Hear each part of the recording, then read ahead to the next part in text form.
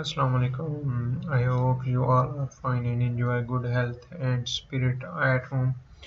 Today we are starting the discussion and biography of George Bernard Shaw.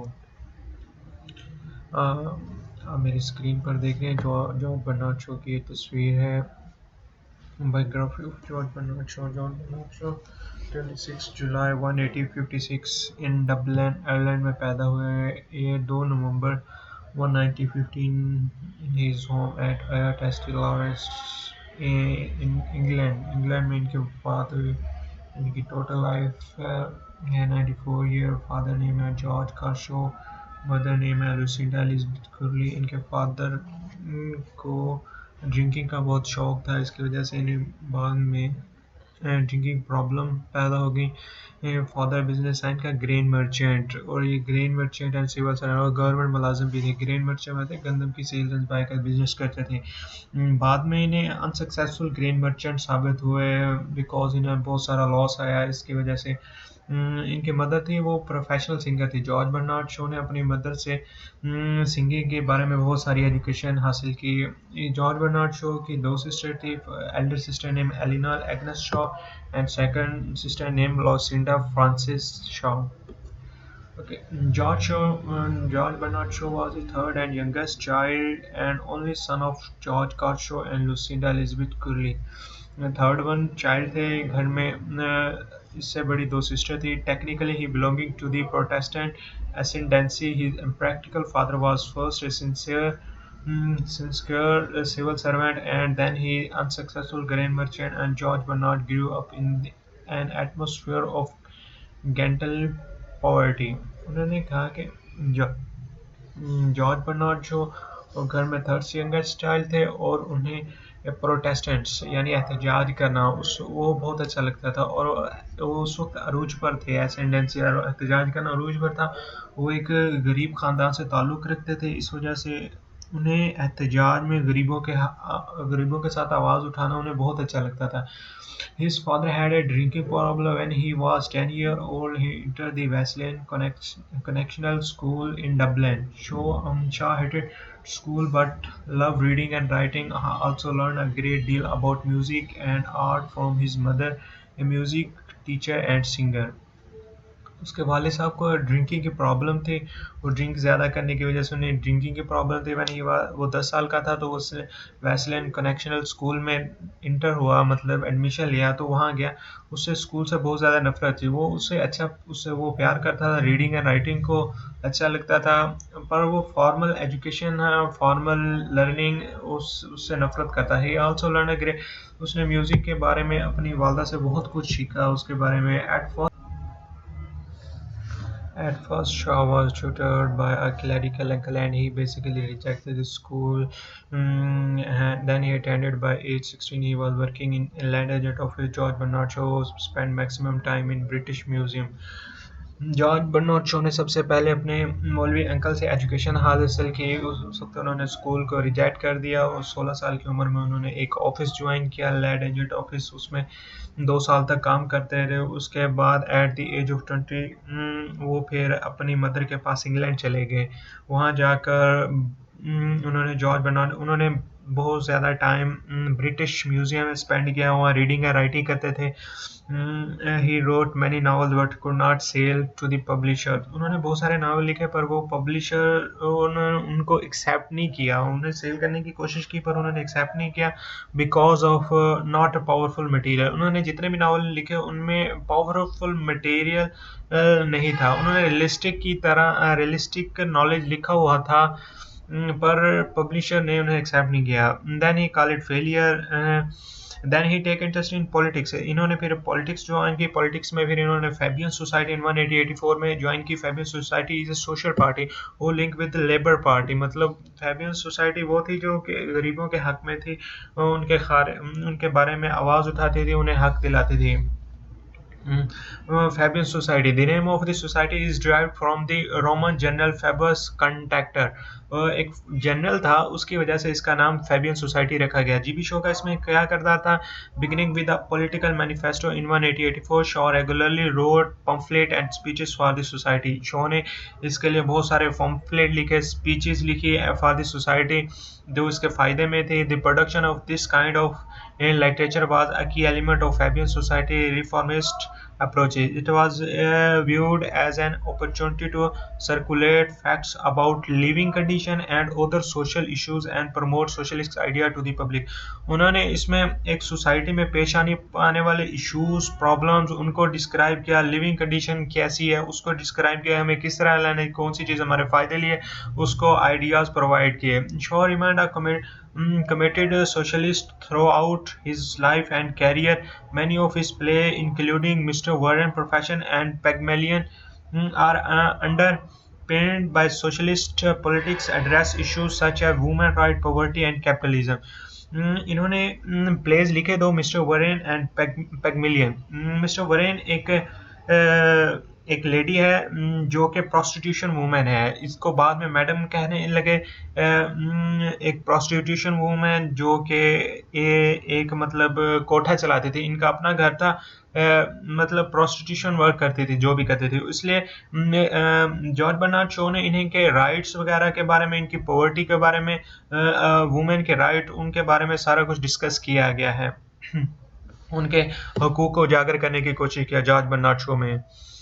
और GB Shaw doing job to give newspaper review, music review, art review, theatre review. George Bernard Shaw music review, newspaper, ये सारे review देते थे। हालांकि George Bernard Shaw को music और theatre और art के बारे में इतना ज़्यादा नॉलेज नहीं था। इनको जॉर्ज बर्नार्ड शो, इनका फेमस रिव्यू था सैटरडे रिव्यू। जीबी शो थे GB Shaw think and then he start writing plays. इसके बाद जीबी शो ने प्लेज लिखने स्टार्ट कर दिए। इन्हीं जॉर्ज बर्नार्ड शो को गिफ्ट ऑफ गैप भी कहा जाता है, क्योंकि people say to GB Shaw you are a gift of gab because GB Shaw does not about music and art, but he give good review. He wrote more than 60 plays. Henry Gibson. Henry Gibson is a realistic person. People call it father of realism. Ibsen introduced realism in English drama. He wrote problem play. GB show inspired to Henry Inglis. Henry Inglis जो कि realistic यानी हकीकत पर, realism जो हकीकत society में पेश आने वाली प्रॉब्लम्स, इश्यूज को एज इट इज सेम उसको अपने प्लेज में लिखता था, उनके हकीकत को बयान करता था। पर ये अनसक्सेसफुल साबित रहे इनके लिए। इनकी कोई भी पब्लिशर ने इनके एक्सेप्ट नहीं किए इनके प्लेस को। और जीबी शो इनसे बहुत बड़ा इंस्पायर था क्योंकि ये हकीकत पर लिखते थे, इस वजह से। A notable work of George Bernard Shaw, Pygmalion, Mr. Warren Profession, Arm and the Man, and main theme is love, heart, break house, Saint John, Man, Superman, Caesar, Cleopatra, The Doctor Dilemma, Major Barbara, इनका famous play है। Withdraw Our Houses Show first play was produced in 1892. He identified this and his other early plays as unpleasant. Show first stages success play unpleasant to raise awareness of the social problem in this play, not to entertain people. वो कह रहे हैं कि जो plays unpleasant लिखे हुए थे, जितने plays लिखे थे unpleasant में, उनका main जो aim था ना, raise awareness of the social problem, मतलब social problems के बारे में बताया गया था, उनमें उनके issues को raise किया गया था। और इन plays का मतलब ये नहीं था कि लोगों को entertain करना, इनका कितना नहीं ये मौका ये नहीं था। आर्म एंड द मैन जिनका मेन थीम था लव एंड कैंडिडा, जो कॉमेडी पर लिखे गए थे, was produce in 1894. You never can tell first produce in 1896 and not often perform in Shaw, most understand not highly valued comedy. The production at the Royal Court Theatre in London of the work of Shaw 194 and 197. This period time Shaw popularity, 11 of his plays received 701 performance under in is 1900 194 and 197 तक इनकी बहुत ज़्यादा इनको popularity मिली इस era में। Major Babra जो इनका famous play है 195 में लिखा, is a drama of idea largely about poverty and capitalism, a system in which prices, production and distribution of good are determined by competition in a free market. Like most of show drama, the play poses question and family contain message or arguments. Major Barbara एक play है जिसमें major Barbara एक Salvation Army यानी एक जिसमें poor people रहते होते हैं, मतलब चाइल्ड्स रहते होते हैं जिनको फ्री एजुकेशन हर चीज़ प्रोवाइड की जाती है, वहाँ काम करती होती है। इन चूँकि इनके वालिद साहब की एक फैक्ट्री होती है, आर्म्स की फैक्ट्री होती है, तो वो उसको चैरिटी देते हैं उस अदारे को, तो मेजर बाबरा उसको रिजेक्ट करते हैं, मेजर बाबरा नहीं लेती। तो इनके जो मेन ऑफिसर होते हैं, जिनको जो इनके हेड होते हैं, वो एक्सेप्ट कर लेते हैं। वो कहते हैं कि ये मनी गलत नहीं है, ये मनी गलत नहीं है, जो कमाने वाला है वो गलत है। इसकी वजह से एक और दादा था जिसकी शराब की फैक्ट्री थी, उसने भी पैसे दिए, उससे भी एक्सेप्ट कर लिए गए थे मेजर बाबरा, चूँकि इसकी वजह से उन्होंने फिर बाद में साल्वेशन आर्मी को छोड़ दिया था।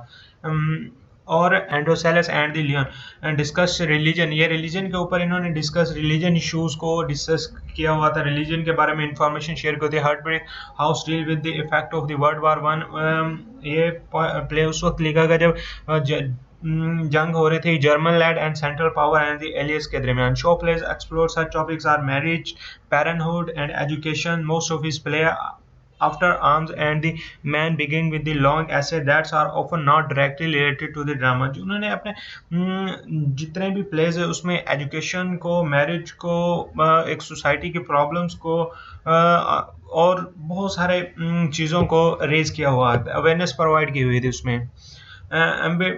Mister Varane profession is real नाम मिस्टर कैटी, इसका जो ऐसे लिखा था, मिस्टर प्ले लिखा था मिस्टर वरेन प्रोफेशन के मतलब वो एक उसका रियल नाम था mister kitty. He is a prostitution woman, people से मैडम, शी है ब्रॉदल ऑनर हाउस। ब्रॉदल ऑनर हाउस कहते हैं इन उर्दू में, जिस तरह लाहौर में थी हीरा मंडी, उसी के नाम से इसे कहते हैं, ब्रॉदल ऑनर हाउस से कहते हैं। The Philanderer GB Shaw give two types of end, इन्होंने एक फ्लैंड्रा प्ले लिखा, उसके टू टाइप्स ऑफ एंडी की। One is about divorce as its main theme, divorce था इसका उसका मेन थीम एक, and second result is marriage. Second result उसने चेंज इसलिए किया, उसके दोस्तों ने उसे फोर्स किया, इसलिए उसने सेकंड रिजल्ट उसका चेंज करके दोबारा लिखा। Heartbreak house, back to the Methuselah, Androcles and the lion and the Saint Joan are considered his best play. Shaw was awarded the 1925 Nobel Prize for the Literature. He continued writing drama until 1947 when he completed Beyond Billions at the age of 1901. He died in his home at IIT St. Lawrence, England on November 2, 1950. If you have any question, write in comments. Okay, write in comments. Thank you so much. Thank you for watching. Okay, Allah Hafiz.